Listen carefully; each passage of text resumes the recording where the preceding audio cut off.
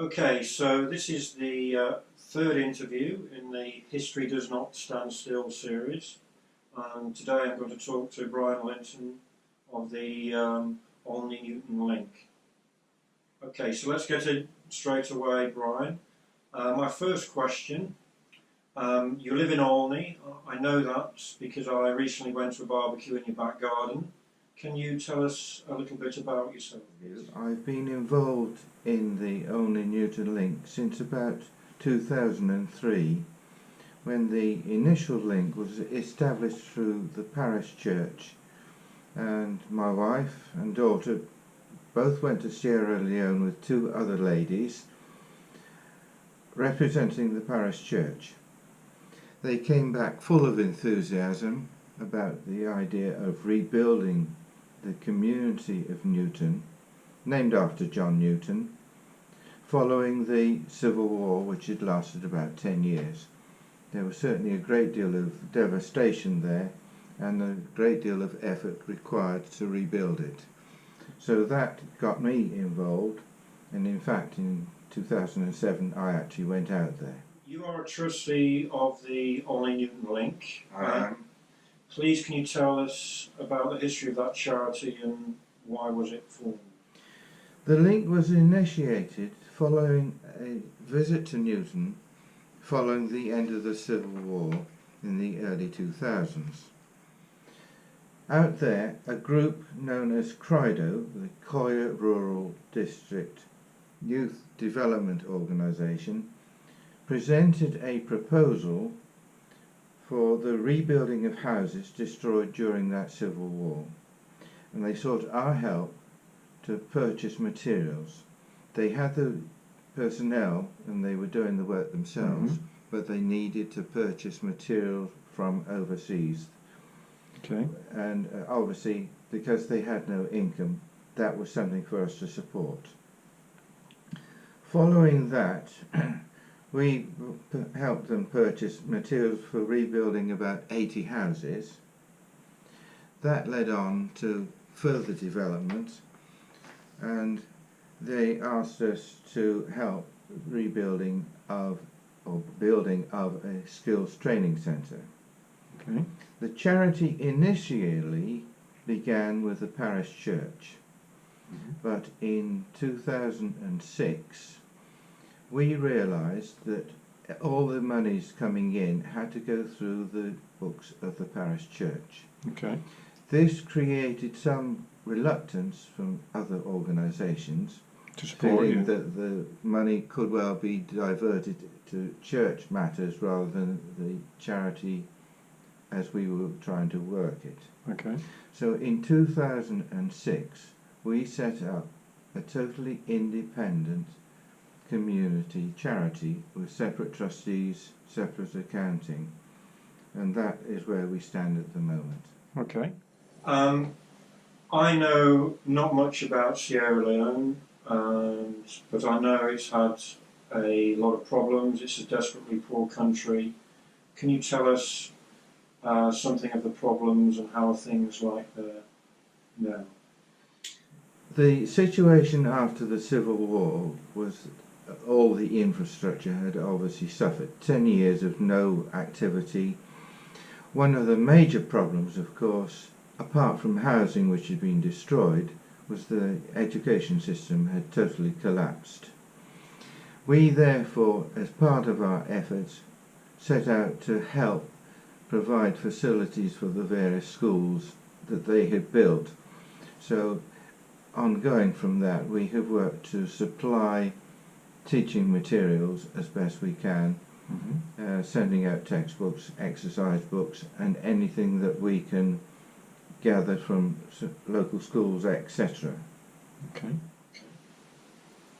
Can you tell me a bit about the Blood Diamonds war that occurred in Sierra Leone?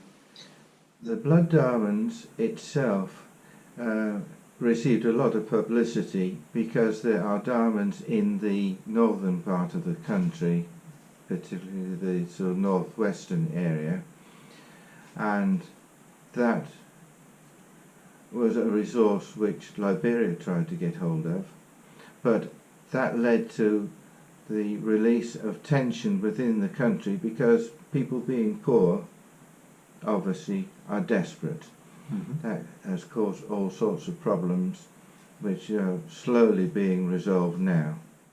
And also they've suffered greatly from Ebola, haven't they? Ebola was a more recent occurrence, 2014 onwards, and that also created a hiatus which we were able to raise funds for, and we were well supported with it. So your family has made a significant investment in Sierra Leone's future. Could you tell us a little bit about that?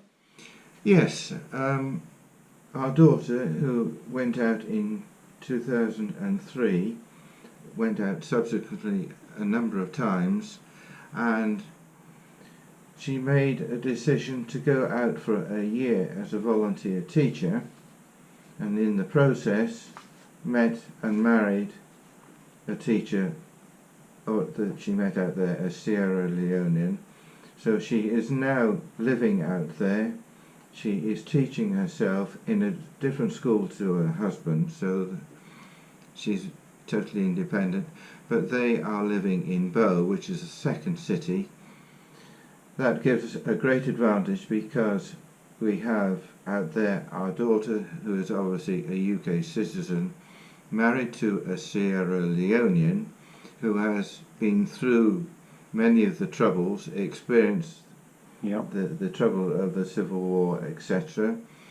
And when we need advice, we can put it to them, they can discuss it and appreciate the conditions in Sierra Leone and put those into Western experience, and vice versa. If we have a question, we can put it through to her husband and he can put it into context, so that we are able to get a third dimension on the information we exchange with our partners in Newton. Yes, And that is totally separate.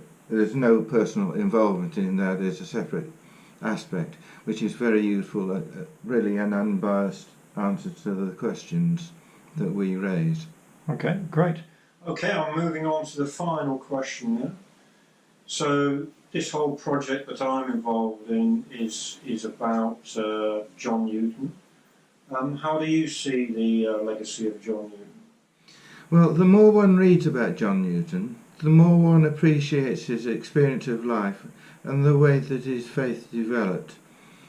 To be able to acknowledge the errors of the ways that were prevalent at the time, man's inhumanity to man, and his determination to change the attitudes of man to enslave others. To me, it would have been some fantastic experience to listen to his sermons.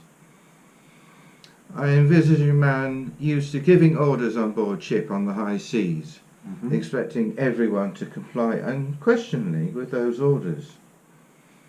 This is the same man whose sermons were so appreciated that a balcony was built in the church to accommodate his audience.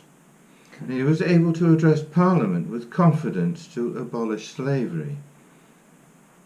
I envisage him proclaiming amazing grace with such strength of conviction and from the heart.